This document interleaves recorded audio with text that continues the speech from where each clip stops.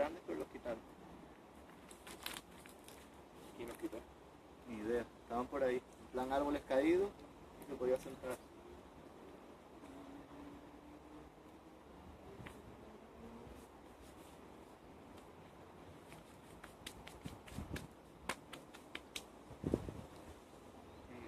Pero yo creo que eso, que te puede sentar, ¿no? O sea, más No, lo puedo cómodo. poner así, no pasa nada.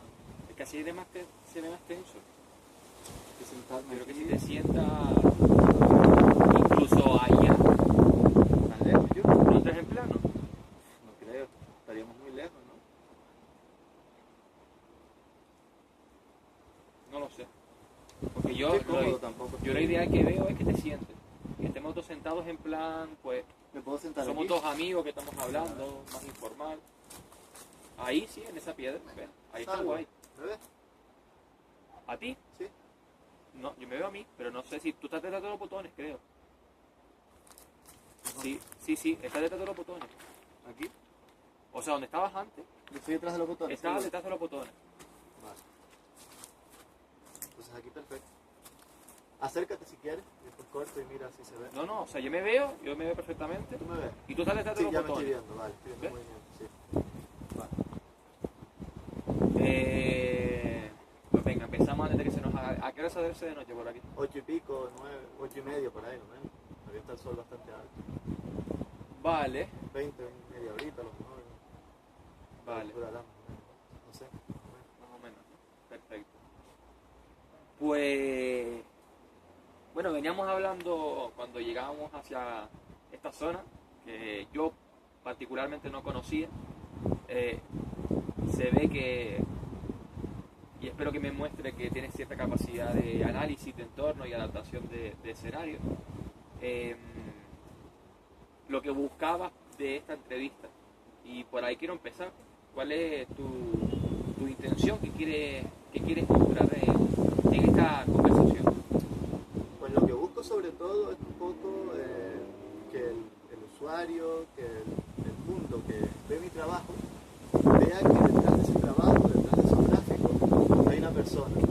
Por un lado, tanto para conocer, para que me puedan conocer cómo soy en realidad, y por otro lado, para mostrar cómo soy en mi interior, no solamente mi parte académica, mi parte técnica que muestro muchas veces en la página, sino también el lado humano, tanto para promocionarme, porque hoy en día la parte social es fundamental, detrás de un técnico, de un artista, de un profesional, no solamente hay una herramienta, sino también hay una persona que tiene sus deseos, tiene sus inquietudes, tiene sus problemas, tiene sus miedos, y me interesa que se vea esa parte sobre todo. Porque entiendo que has interpretado que falta cierta relación humana entre el comprador, entre el cliente y en este caso la persona que está al otro lado intentando ejecutar o maquinar el producto que quiere. Sí, sobre todo es que hoy en día se ve al artista y al profesional, no solamente en el campo del arte, sino en otros sectores también. Se ve solamente como una herramienta. Como hay un cliente y hay un profesional. El cliente pide algo y lo único que hace es recibirlo. Esto se ve sobre todo cada día más porque con el tema de las nuevas tecnologías que dicen que nos han acercado, también nos han alejado, no solamente en un campo personal, sino en el profesional. Porque vale, nosotros como artistas podemos trabajar en cualquier parte del mundo, pero ¿qué ocurre? Que al no conocernos en persona, al no vernos, incluso pues se consigue eliminar esa parte del tú a tú, sino una pantalla y detrás una persona. Muchas veces ni la ves porque hablas por teléfono o por internet, Skype, entonces se elimina mucho esa parte humana.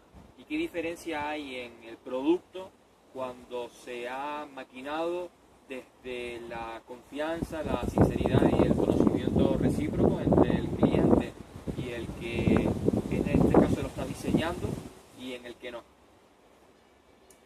Lo que ocurre cuando tú no conoces a la persona, sería que hay una falta de comunicación. Lo ideal es que tú para vender un producto, para crear algo relacionado a ese producto, lo conozcas al 100%. Y para conocer ese producto tienes que conocer todo el entorno. Entonces tienes que conocer al cliente, sus inquietudes, qué es lo que busca, cómo es, sobre todo para mostrar esa parte que no se ve. En el diseño a esto se le llama el branding, que sería la filosofía de la marca, la filosofía del producto. Claro, si tú no conoces cómo es ese cliente, cómo es ese producto, no lo puedes englobar ni lo puedes diseñar de una forma acorde a lo que busca el cliente, sino solamente te vas a limitar a la parte técnica, que en diseño se llama briefing, que sería lo que necesita el cliente. Claro, si tú consigues conectar con el cliente, va a haber un tú a tú más completo, va a haber una comunicación mejor y vas a poder llegar al resultado que el cliente busca. ¿Puedo interpretar entonces que a partir del análisis que has hecho de la realidad que te rodea en esta profesión, la sociedad está sufriendo como el diseño de los productos que ustedes venden a los clientes y a la ciudadanía cada vez están más impersonalizados? Podría decirse que sí. Cada vez se busca más trabajar de forma rápida, yo te pago esto, incluso de todo el tema que está saliendo ahora de profesionales con competencia desleal, que sin tener los conocimientos necesarios, aún más se aíslan de ese tú a tú, de esa comunicación, porque por un precio de 5 o 10 euros te pueden realizar un trabajo en un día, en una tarde, que un profesional te haría durante semanas, meses incluso. Entonces se está eliminando mucho más esa comunicación. El sistema del fast food se está llevando o está emigrándose a este entorno. A este entorno, sí. Una especie de fast working o fast making o algo por el estilo. Y cada vez va a mayor. Estamos diciendo que por tanto es importante la relación que hay entre el cliente y el diseñador. Pero ¿qué es más importante? Conocer la personalidad del cliente para así emigrar esas cuestiones intangibles en el producto, o por el contrario, que el cliente sepa con qué diseñador va a trabajar para saber al menos cuál va a ser ese timing y cuál va a ser ese camino hacia el producto final. ¿Qué es más importante, conocer al cliente o conocer al vendedor? Es algo que está unido. Tú para vender un producto, por ejemplo, imagínate que quieres vender a una persona. Para vender a esa persona tienes que saber en primer lugar cómo se llama esa persona, qué características tiene, cómo es su pelo, cómo es su ropa, cómo es qué filosofía. Y por otro lado tienes que conocer su parte personal, que es lo que se establece mediante esa comunicación. Entonces si el cliente únicamente ve a un profesional y no establece esa comunicación, el resultado va a ser peor. Entonces siempre debe estar unido el cliente con el vendedor. Siempre tienen que conocerse y establecerse la comunicación necesaria para llegar a un resultado factible. Previamente has sufrido entonces el trabajo impersonal. Lo he vivido alguna vez, sí. ¿Puedes contarnos esa experiencia? He trabajado a lo mejor para clientes mediante una agencia de publicidad. He hecho trabajo gráfico sin conocer a los clientes verdaderos. ¿Qué ocurre con esto? Que es más impersonal, porque claro, el trabajo en lugar de enseñárselo al propio cliente, se lo enseñas a un intermediario. En este caso son los representantes de la agencia de publicidad. Tú les enseñas ese trabajo y ellos son los que valoran si es bueno o malo. Y luego se lo pasan al cliente. Entonces claro, se elimina un poco esa comunicación. No digo que sea malo el trabajo en las agencias de publicidad, ¿no? Mi experiencia en las agencias de publicidad que tuve fue increíble, pero vi un poco esa carencia de trabajo comunicativo entre ambas partes. ¿Es posible que esa carencia y esa falta de humanidad en este estrato del gran entramado profesional que hay en Occidente sea como una simple representación al final de la impersonalización que estamos sufriendo todos?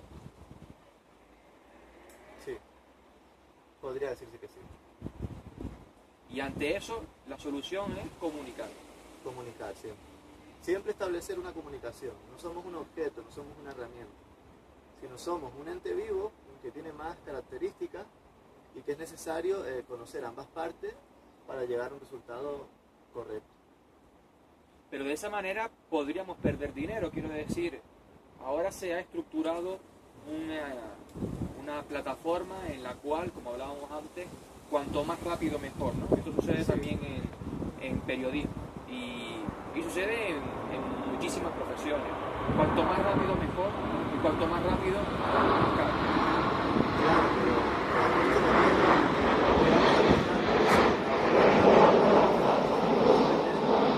calidad de ese proceso. Entonces tenemos que llegar a un punto intermedio. Se puede conseguir un trabajo rápido, acudiendo a personas profesionales, personas que tienen pues ya las habilidades necesarias para ir más rápido, pero estableciendo antes una comunicación buena.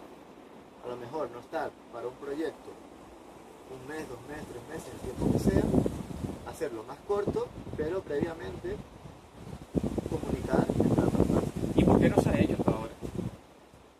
Se ha hecho, pero cada vez se va perdiendo más. Por la competencia desleal, porque ahora todo el mundo en este campo se cree que es diseñador sin tener la formación necesaria.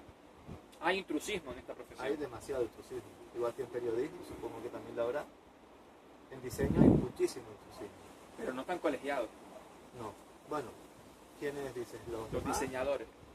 Hoy en día sí. Hay un colegio oficial en España. Bueno, eso no, el colegio oficial no sé. Es una graduación, es una titulación superior.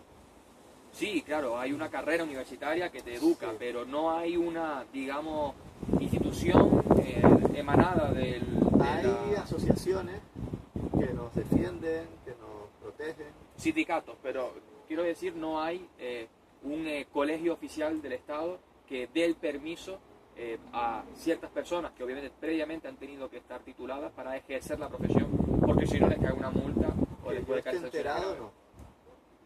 Y debería haberlo. Debería haberlo, sí.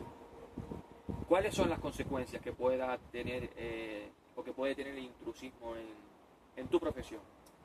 Por un lado, el resultado de trabajos mal hechos, de que la profesión de diseño pase a ser algo secundario. Muchas personas no valoran lo que es la profesión, mi profesión, lo consideran como algo vacío, como algo que lo puedes hacer cualquiera, por ese motivo, porque claro, cualquiera puede instalar el Photoshop en su ordenador o cualquier otro programa y hacer cualquier diseño y ya está, y entregarlo. Entonces claro, por esa competencia desleal hay personas que no tienen titulación, personas que no tienen formación, que están haciendo trabajos incluso profesionales, y de personas que han pagado unos estudios, se han pagado una formación, que se han esforzado, pues no tienen el mérito que se merecen. ¿Y por qué no se ha hecho hasta ahora? ¿Por qué no se ha fundado ya entonces un colegio de diseñadores en el Estado español? Pues la verdad no lo sé. ¿Crees que pueda haber alguna intención económica, política, presiones empresariales? Puede ser a lo mejor por motivos económicos. Claro, siempre va a ser más barato y más fácil pagarle a una persona no titulada que a un titulado. ¿Y quiénes son entonces los, digamos, perjudicados de estas malas praxis? Pues en un lado los propios clientes, porque tienen un resultado que es malo, y por otro lado pues nosotros. Pero es más barato. Lo más barato, pero muchas veces lo más barato no es lo más bueno. Al fin y al cabo, por ejemplo, una imagen corporativa, un logotipo, es una comunicación. Comunica lo que es la empresa, lo que es la marca, con el resto de personas. Dice cómo es y lo que es. Si esta comunicación la hace una persona no titulada, lo que va a conseguir es que esa comunicación sea mala. Mucha gente se cree que un logotipo, por ejemplo, una imagen corporativa, es un dibujito, algo que es bonito. Pues no, detrás hay una comunicación, detrás hay un estudio, una intención y un lenguaje que va a establecer entre la empresa y las personas que la ven. Entonces, claro, esa parte se perdería. ¿Puede haber universitarios intrusistas? ¿Qué quieres decir? ¿Podemos estar llegando al momento en el que, a pesar de haber recibido una educación que en este país y en esta profesión es aceptada por todos, que no esté lo suficientemente preparada? Podría darse el caso. ¿Consideras hoy en día que las universidades españolas preparan a sus estudiantes de diseño para ser eficaces, para ser eficientes, para ser virtuosos, para ser críticos y por lo tanto para no ser unos intrusistas titulados? Considero que está bien, los preparan bastante, pero falta mucho camino por recorrer todavía. se piensa demasiado en la parte académica y no en la parte práctica. Tú cuando haces el periodo de práctica y vas al mundo real, al mundo laboral, te das cuenta de cómo se trabaja de verdad. Te das cuenta de que no estás haciendo un trabajo para recibir una nota, sino que lo estás haciendo para recibir el visto bueno de un cliente. Lo estás haciendo para que te paguen, para poder vivir. Entonces, esa parte no se enseña para nada en la universidad. Tú has sido una víctima entonces de ese sistema. Sí, yo y muchas otras personas. ¿Tú eres un intrusista universitario? No, para nada. A mí me apasiona el diseño tanto dentro de la universidad como fuera. ¿Y por qué crees que no, a pesar de haber pasado por ese mismo sistema que hoy aquí estamos criticando, eres intrusista a pesar de recibir o de haber recibido recientemente un título? ¿Podrías repetirlo? Sí, ¿por qué piensas que tú sí estás preparado y tus compañeros, digamos los que conoces, pero también los que han estudiado en otras universidades, no lo están? Ah, bueno, pero no estoy diciendo que mis propios compañeros sean intrusistas, ni mucho menos, pero hay personas, muchas personas por ahí, que a pesar de haber recibido la formación, pues igual no han alcanzado el nivel necesario, sobre todo por falta de, por la parte educativa, la parte formativa de la propia carrera. Pues falta toda esa parte, se piensa mucho en lo teórico, no en lo práctico. Por ejemplo, si comparamos un ciclo superior con la titulación universitaria, nos damos cuenta que hay una parte práctica, en un tiempo que son solamente 2 años, hay una parte práctica mucho mayor que comparándolo con la carrera universitaria que son 4 años. Entonces, claro, ves esa falta de práctica entre ambos, uno siendo 2 años menos tiempo y otro siendo 4 años, que se supone que es una titulación superior, tiene esas carencias prácticas. ¿Pudo ser ese ciclo superior lo que te salvó a ti? A mí me salvó eso y la parte que todo artista y todo profesional tiene, que es el trabajo propio, la motivación personal. Esa parte práctica del ciclo me sirvió muchísimo, pero también lo que es la parte personal, la parte del día a día, de empezar a investigar, de aprender por mi cuenta, pues también me salvó bastante. ¿De dónde viene esa motivación personal? Viene pues de la motivación, por un lado, de la parte artística que hay dentro de cada uno, de querer contar, de querer comunicar.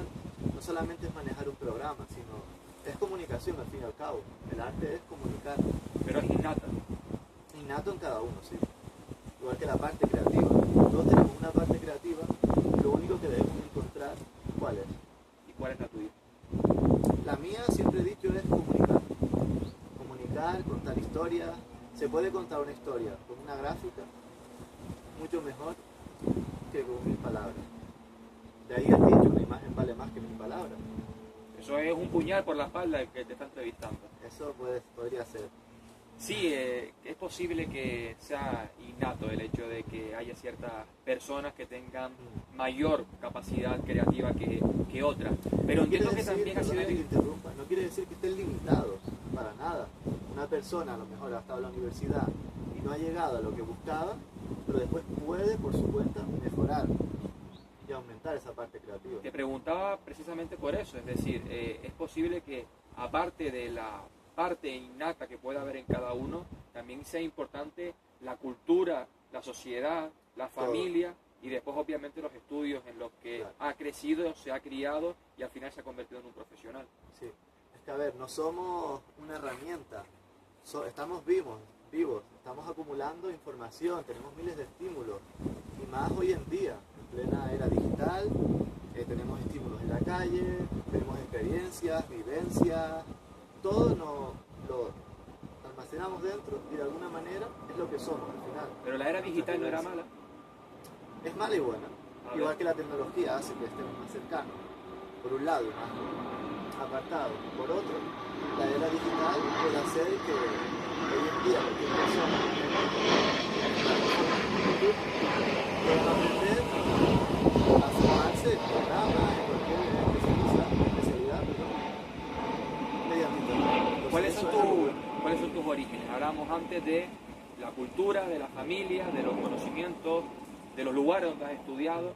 Sabemos que has estudiado en un ciclo formativo, sabemos que posteriormente te sacaste el grado en diseño aquí en la Universidad en La Laguna, pero previamente hay una parte innata que tú mismo crees y a partir del análisis que has hecho tienes, pero a posteriori, en tu infancia, en tu adolescencia, ¿tuviste el entorno adecuado para poder desplegar esas habilidades creativas? Pues la verdad que no. De hecho, yo en la parte académica siempre he sido, por así decirlo, de ese grupo de personas que se les da mal estudiar, pero no por el hecho de ser mal estudiante, sino por la falta de motivación, por así decirlo, por la parte académica, porque estaba, yo creo que estaba en el sitio que no debía estar. A mí, yo por ejemplo hice bachillerato, antes de hacer el bachillerato artístico, que también lo hice, había aprobado en el bachillerato de ciencias y en el de letras. Y claro, yo me veía ahí y decía, esto no me gusta, no me apasiona. Entonces, claro, después me hablaron del bachillerato artístico, que curiosamente nadie nunca me dijo que existía la rama de arte en bachillerato, nunca. Durante la ESO, en el periodo obligatorio de la educación secundaria, nadie me habló de esa rama. Yo directamente fui a la parte científica y después en letras. Entonces, desde que me hablaron de esa parte artística, me metí ahí. Y ahí fue donde encontré mi verdadera vocación y donde, por así decirlo, crecí o nací incluso, porque fue donde me expandí. Totalmente. Porque previamente en las escuelas infantiles, primarias o secundarias, no encontraste esa vocación. No, a mí siempre me había gustado pensar, reflexionar, dibujar. Era una persona, un niño bastante inquieto, que se relaciona todo eso con las personas creativas. Sé que los niños más inquietos pues, suelen ser más creativos, los que más, incluso la parte de ser mal estudiante se relaciona muchas veces con esa parte creativa. Y no hubo nunca un profesor que te marcara. Nunca hubo nadie en ese periodo que supiera o que fuera capaz de saber que ese niño tenía posiblemente unas habilidades innatas y así poderlas desarrollar antes. No, hasta no llegar hasta a la escuela de arte, nadie me marcó tanto. ¿Y no sentías frustración cuando veías que tú eras bueno en las cosas que no era bueno el resto y sin embargo eras malo en las cosas en las que el resto sí era bueno? Es que yo no lo sabía, por así decirlo. No conocía esa parte que estaba dentro de mí y que buscaba desarrollarse. No conocía para nada esa parte. Sin embargo me dices que si eras bueno dibujando, que eras alguien que Sí, pensaba mucho, que pero eras claro, no creativo. lo veía como una profesión. Nadie nunca me habló sobre que podía dedicarme a desarrollar esa parte y a trabajar de Pero eso. lo veías como una virtud. Sí, una virtud, una diversión, una forma de relajarme. Y quizás una virtud que nadie en aquellos años en Arrecife, en Lanzarote, supo desplegar en ti. Sí, Y que nadie, digo, estamos hablando de los profesionales de la educación canaria, tuvo la capacidad de sacar, digamos, beneficio a aquel niño que podría haber sido un genio. nada, nunca nadie. ¿Y a qué se debe esto? Puede ser a lo mejor la falta de vocación por parte del profesorado, que se dedican a lo mejor de ir cada día a clase, dar sus 5 o 6 horas o la jornada laboral normal e irse a casa. Puede ser a lo mejor por eso. Sin embargo, cuando llegabas a casa, cambiaba por completo el contexto, el escenario, las personas. Allí tampoco favorecían para que tus capacidades creativas evolucionaran. No, se veía como algo normal. Me gustaba dibujar, me gustaba escribir, pero no se veía como una propiedad mía buena, como algo que se pudiese desarrollar. Sino se veía sobre todo la parte que era un mal estudiante.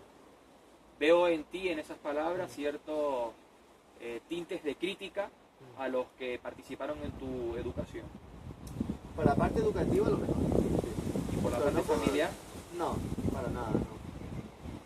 Estamos quitando del medio los sentimientos. Si lo vemos de Sí. forma objetiva, ¿crees que tu familia estuvo y participó y tuvo el papel que correspondía en aquellos años?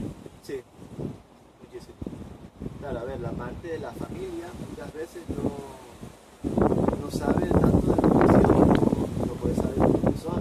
Entonces, si yo llego a casa con unas malas notas y el profesor dice que es porque no hago nada, porque no doy para más, y me han llegado incluso a decirlo, pues entonces ¿a quién van a hacer caso? ¿Al niño inquieto que dibuja, que se distrae, o al profesor? Entonces es normal eso.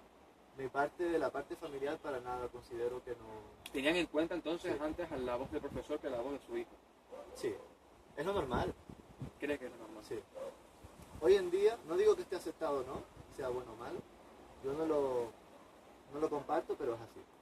¿Y tuviste en algún momento la posibilidad de, digo, reunirte o en algún entorno más o menos serio con los profesores o con algún profesor y con tu familia en el que tú realmente pudieras explicarte? No, nunca llegué a hacerlo. ¿Y crees que debió ser? En aquel entonces, si nos ponemos a pensar sobre lo que debió ser, podríamos llegar a miles de conclusiones. Aunque me digas una, ¿no? Podríamos habernos reunido, pero si te digo la verdad, hubiese cambiado todo lo que soy ahora mismo. Toda la línea que seguí después la hubiese cambiado. Y la verdad, no cambiaría absolutamente nada. Igual hubiera sido mejor. O igual, ¿no? Claro, nunca se puede saber.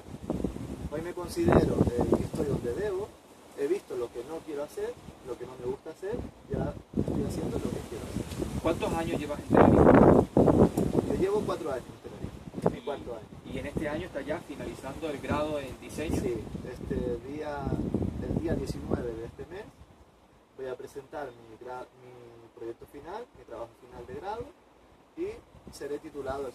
¿De qué va a ir? Va a ser un juego de mesa infantil para educar la creatividad. ¿Cuánto tiempo llevas para hacerlo? Llevo unos 8 meses más o menos. ¿Y cuándo se te ocurrió? Se me ocurrió el año pasado, en septiembre. Antes de finalizar el curso académico, se nos pidió pensar un tema para el TFG y desde ahí ya empecé a indagar un poco en este campo. Bueno, nos dirás la nota dentro de una semana. La diré. ¿Después qué vas a hacer, Pablo? Después tengo pensado hacer un máster universitario aquí en Tenerife también. ¿Cuál?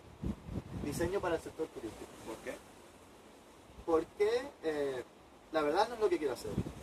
No es el turismo, no es lo que me apasiona, no me gusta, pero es lo que puedo hacer en este tiempo. No es lo que quieres hacer y sin embargo es lo único que puedes hacer.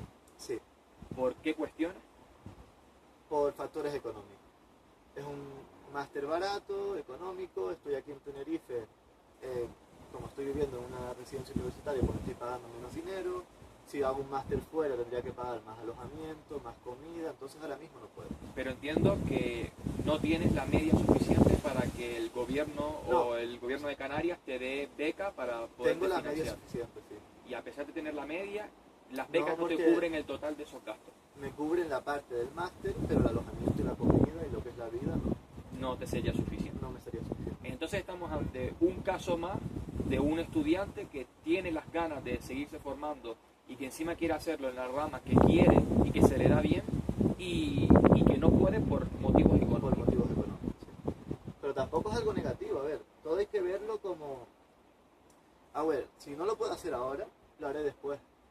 Si ahora tengo que hacer esto, pues después, cuando pueda, no se acaba hay que hacerlo ahora, la vida no se acaba ahora. Sino ahora hago esto, que no me gusta tanto, pero que me va a aportar algo también.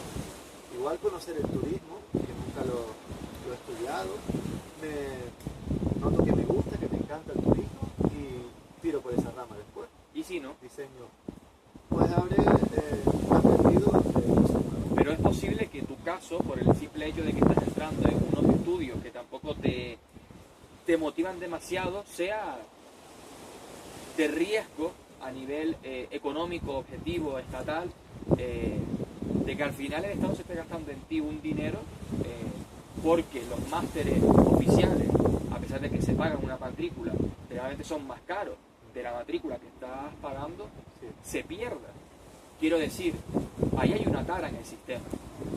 Pero yo creo que no se pierde, porque yo voy a aprovechar ese conocimiento, esa formación. Una cosa es que me sirva, o me sirva más o me sirva menos, pero esa formación la voy a tener también. ¿Y si abandonas? No voy a abandonar, para nada. Si algo lo empiezo, yo desde hace mucho tiempo siempre termino lo que empiezo. Eres una persona decidida. Sí. Un lugar, Un lugar, ¿qué quiere decir? un lugar. Un lugar en el que quiera estar, un lugar que me traiga un recuerdo. Un lugar que se te venga en la mente cuando te pregunto por un lugar. Dublín, ahora mismo. ¿Has estado en Dublín? He estado en Dublín hace un par de años y voy a estar ahora dentro de poco. ¿Así? ¿Para? Voy a, sobre todo porque tengo una meta personal. En primer lugar, mi primera meta fue el graduado, ¿no? El graduado en diseño. Pero mi meta personal, lo que está por encima de todo, es dominar la segunda lengua, que en este caso es el inglés. Entonces voy a acudir mediante un proyecto que se llama Proyecto Buffer, voy a ir a Dublín, a Irlanda, y voy a estar durante un tiempo para mejorar mi nivel de inglés. ¿Y cuando vuelves? Vuelvo en septiembre Para iniciar para iniciar el máster universitario.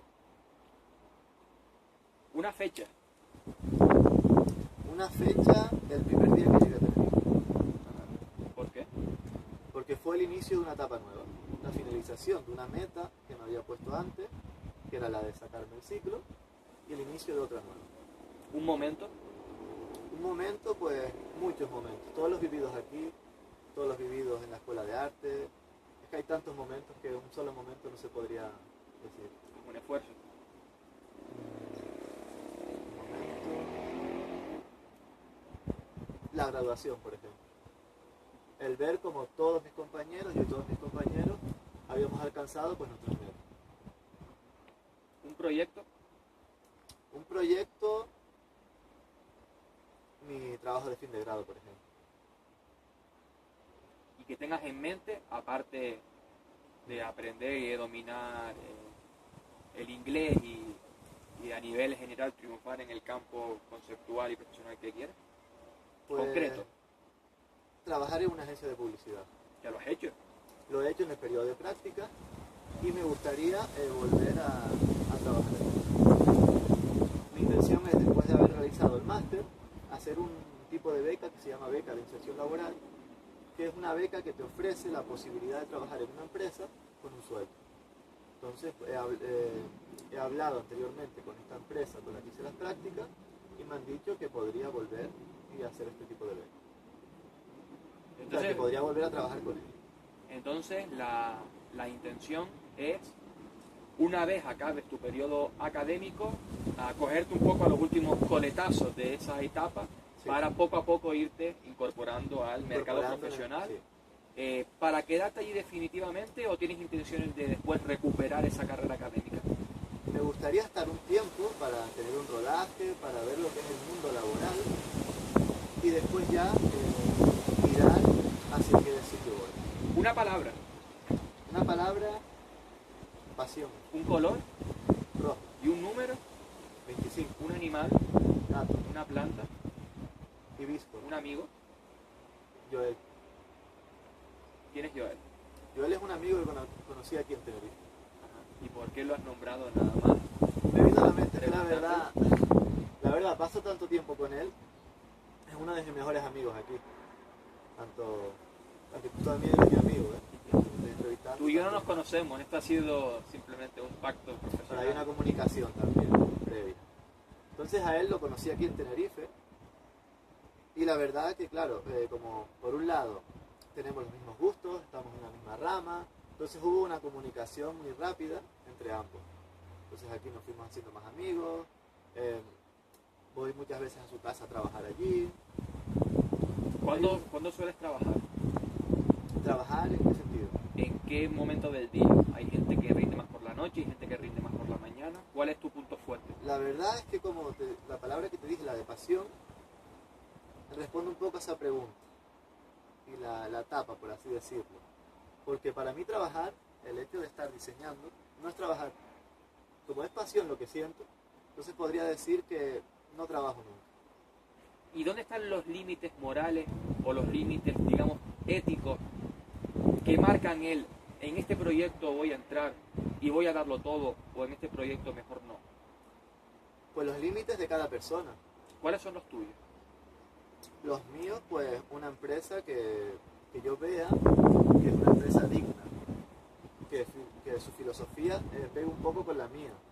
A lo mejor no me gustaría participar en algo machista, en algo, no sé, que degrade a alguna persona, que tristemente en publicidad pasa. Pero claro, ¿cómo medimos esa ética? La ética está muy bien, la parte teórica, pero hay una parte económica. Tenemos que comer, tenemos que pagar facturas. Entonces, si yo estoy en una agencia de publicidad en un futuro y me encargan a mí un determinado trabajo que vaya en contra de mi ética, ¿qué es lo que podría hacer?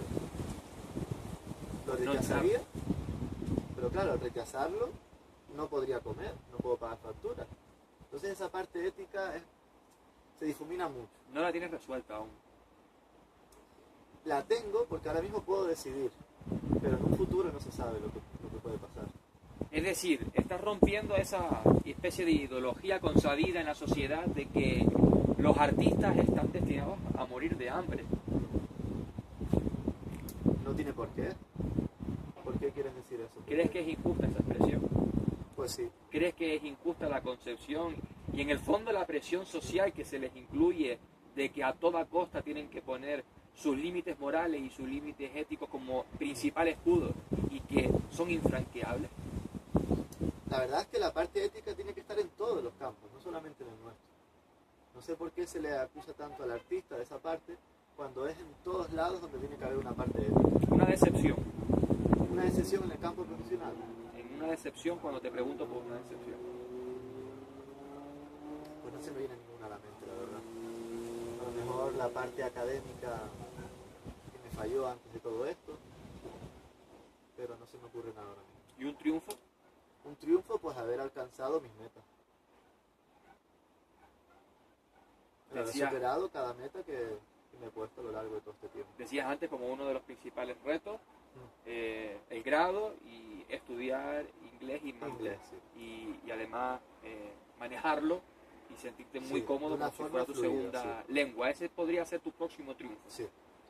O al menos Es, por eso. así decirlo, mi triunfo más lejano y más personal. Porque claro, la parte académica, yo puedo, como tengo una serie ya tengo unas características profesionales adquiridas, entonces ya tengo un rodaje, ya tengo una experiencia, entonces me cuesta menos desenvolverme en ese campo, pero en lo que es el segundo idioma, el inglés, pues me cuesta más.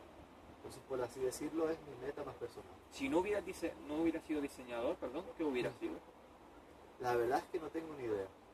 Yo recuerdo que antes de meterme en todo esto, me quería meter en enfermería. Habría sido enfermero. Y la verdad es que no me veo ahora mismo en enfermería. Eso te mismo te iba a preguntar. ¿Le tienes miedo a la sangre? Un poco.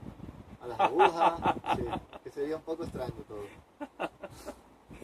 Oye, ¿te da miedo ir al hospital, ir a los médicos? ¿Eres de esas personas que aguantan los dolores? Un poco, no me gusta ese ambiente. Yo creo que en la parte de los hospitales falta mucho diseño para que no sea algo tan deprimente. Lo unes ¿vale? todo. Sí, es que se puede hacer eso un poco. Porque tú vas a un hospital y la verdad es que te hundes, te amargas, Pero eres de esas personas que te quejas con facilidad Sí, un poco. y tienes facilidad para ir al hospital. No me gusta ir a hospitales, si puedo evitarlo. Entonces te sientes muy frustrado porque te quejas y porque te duele y sin embargo no quieres. No quiero ir al hospital. Ir al sí. hospital. Intento ir a los médicos lo menos posible. Sin sí. embargo aguantas. Sí, Y en tu vida personal también eres así. sí. Aguantas, Aguanto todo lo que puedo. pero te quejas.